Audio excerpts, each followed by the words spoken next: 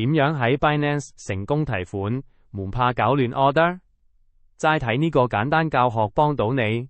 首先，登入 Binance 戶口，揾到提款選項，選擇你想提嘅加密貨幣或者法幣，之後輸入收款地址同金額，記住確認地址啱啊，複製錯就會冇咗錢。安全好重要，未開 Google 驗證器就快啲開啦。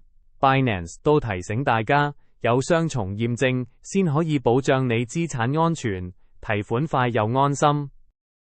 提款前記得留意一下 Binance 手續費，唔同幣種手續費都唔同，咁你就可以無驚無險計清楚自己收幾多錢。